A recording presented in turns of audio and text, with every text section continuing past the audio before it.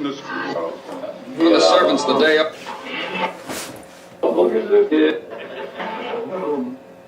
I apologize for the rough way you fellas. Okay, hey everybody, it's DJ. Got the Matrix app, turned it on today, and it went right to the IP station, so he might have updated it already. If so, that's great. I just wish, I'm going to put in another request, I wish that there was a pause button or a mute button on here, so that I don't have to turn the volume down all the time. Because I know sometimes that overpowers a little bit and I have to yell. So, let's get started. It's been a little bit, huh? Commanding off. On the street. I mean, what are you going? Who's with me today? There's a certain squeak. Can I get the names of who's with me today? Just walking around. Lewis. How's Jasper? Do we have to wait for Jasper to get here? Are you down the street? I can send an Uber for you. Don't worry about it. Do I need to send a taxi down there? Who's ever lived.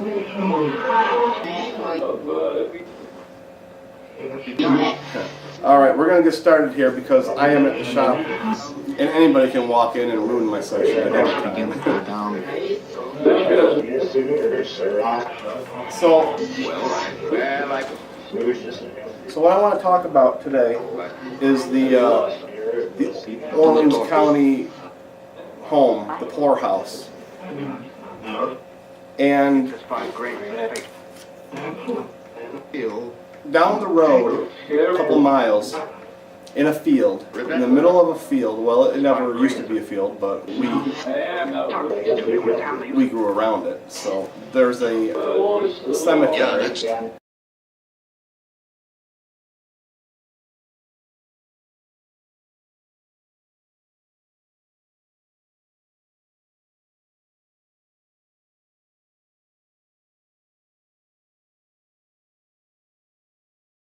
And it sits right in the middle of the cornfield, and it's the poorhouse cemetery / slave cemetery.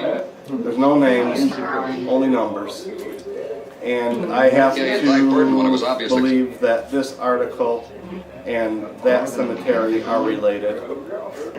And I will go down to that cemetery and do a session. I wanted to go down to the cemetery and do a session with this article, but we're going to do it this way first, and then we'll go later. I've been there a couple times with Ghost Radar and Echo Box, and I got a little out of it, but I think if I can learn a little more about it, I'll get more out of it when I go back. Do you guys know about the cemetery for the poorhouse? I know it. Are you familiar with that cemetery? Anyway, you're a murderer. From time to time would be. Are you familiar with the poorhouse? Got a message to send. They may not, because it's 1873 to 1902. So what we're going to do is read this article. It's a little long. I'll try and skip through it a little bit. And it's written in the perspective of the historian who wrote the article. And he goes on to say, I pursued the pages of a death ledger from the Orleans County home, covering the years 1873 to 1902. The phrase inmate appears quite regularly.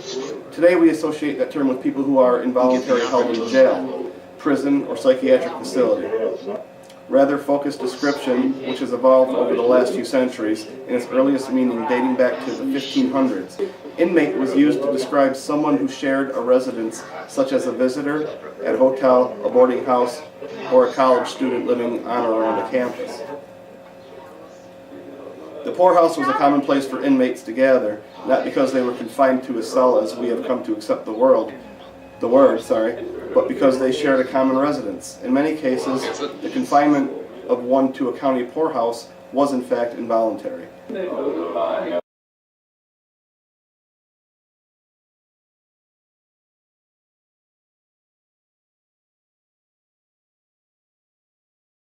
With on the wind, A wife whose husband skipped town may not be capable of financially supporting herself or her children. An elderly man may be physically disabled with no family and no means to support himself. In other cases, individuals suffered long-term physically or mentally debilitating conditions that made self-sufficiency nearly impossible.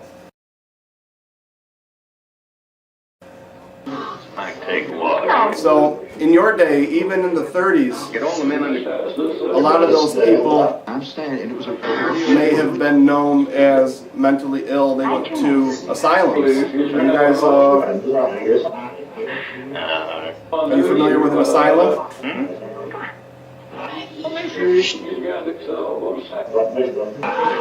Included in tonight's cast were The records of the county courthouse are filled with antiquated terminology that is reflective to the infancy of medicine and of the mentalities of the past. Phrases such as idiot, lunatic, and dumb were commonplace. As an example, the phrase dumb was derivative from dumb in Dutch, or dumb with a D-U-M-M in German, meaning stupid. With the card. As if a person's ability or inability to speak was based solely on mental capacity. Sitting up in the kitchen when you heard the card. Although it's offensive by today's standards, they provide a window into how medical conditions were approached over 100 years ago. By understanding the context in which the phrases were used, we can learn far more about the past than using a current lens.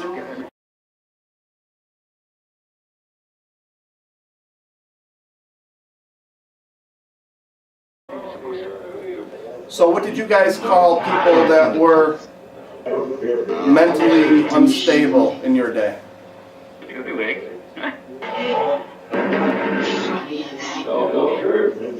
right up under our nose. Did you have a name for them?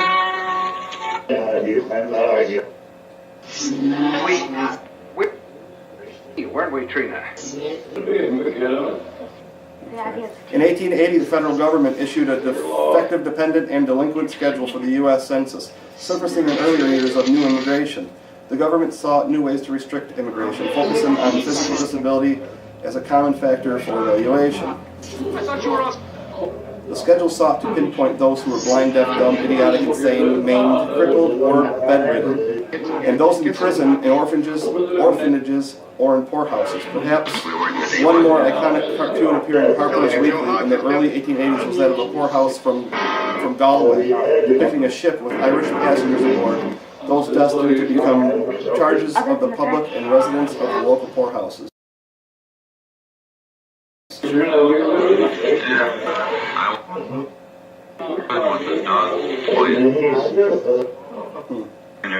So it almost sounds as though this poorhouse was almost like a asylum in a way.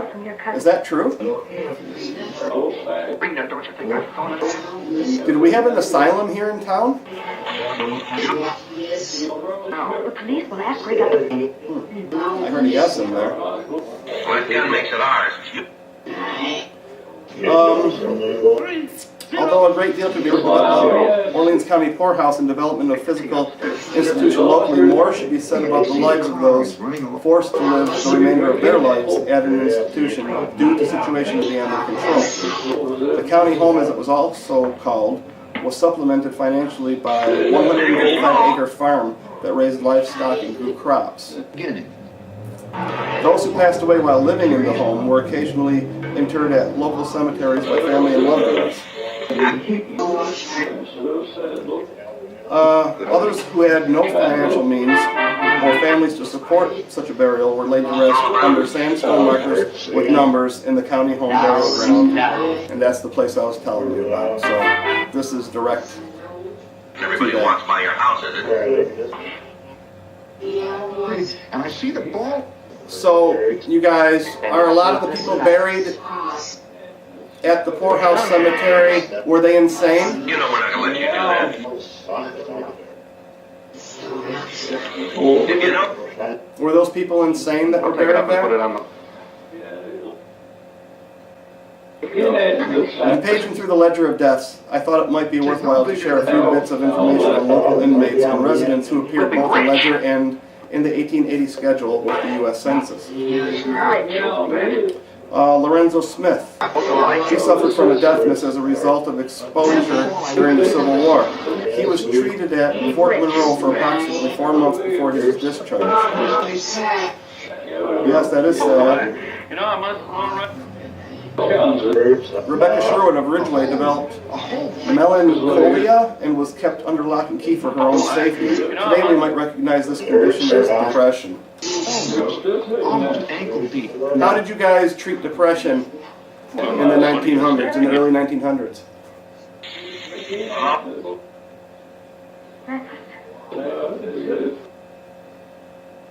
Up in the stands. Jeanette Clark, she developed dementia at the age of 32 and suffered with the illness for 26 years when the 1880 census was taken. And Solomon Pearson, he was listed as an idiot from birth. The schedule noted that he had a large skull and was an inmate of the county home. It was known locally that Pearson had a penchant for demolishing buildings and in fit of mania. In 1906, he escaped from the county home and he proceeded to tear apart an old barn. He continued this work until the walls gave way, collapsing on top of him and killing him instantly. He was stepbrother of Alice Wilson, who was murdered by her husband in 1887. Of those names that appear in the pages of the ledger, their entries are preceded a number indicating the headstone marking of their grave. One entry is simply marked number 18 and it is unknown. So what I'm going to do is I'm going to try to find out what numbers go to which person. And maybe we can talk to Solomon Pearson, Lorenzo Smith, or Rebecca, or Jeanette Clark. That might be a little interesting to see if we can do a session and find out where their mind is at in death. Are they healed? Are they? I forgot. What is it? Are they a full person again? Do they have all their senses? Or are they going to come through as a nasty spirit?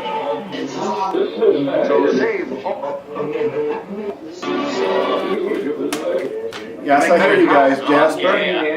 Jasper, you in there, bud? 2 days I weep. For weeks I Okay. So, what do you guys think? We take a trip to that cemetery? Who wants to go? Now almost exhausted. Jasper, do you want to go?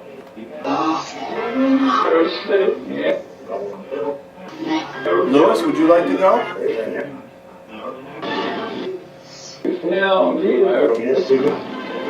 And I know I don't give enough love to George because George he doesn't actually stay in here. His place of business was outside, and I think he may stay out there. George, where do you stay? Inside or outside? Tiny little fibers interlocked. George, are you here?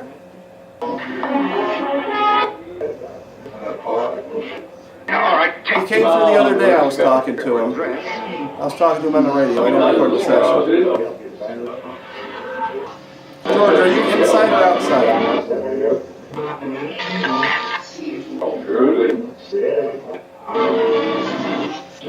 I'm not hearing it. Charlie the Saint. So, it was important that I sat down and did a session like this because I think they're getting a little antsy. They're a little lonely sometimes. You know, they come accustomed to this. And I promised them I would do it, so regardless of how busy I am, I just wanted to stop and do that for them. So you guys, You were right. I don't have any. that's the session for the day, okay? I say, listen to me. I don't have any breaking glass like David Letterman used to have, so we're just going to end this show. Thank you. Goodbye. Ollie, where the hell? Shut up. Ta-ta-ta-ta-tee. Goodbye. He's crippled.